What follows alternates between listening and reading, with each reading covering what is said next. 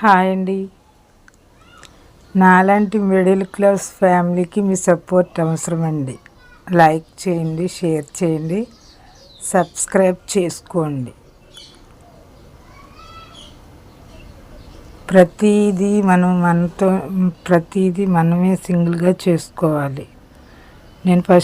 నేను టైలరింగ్ చేస్తా అలా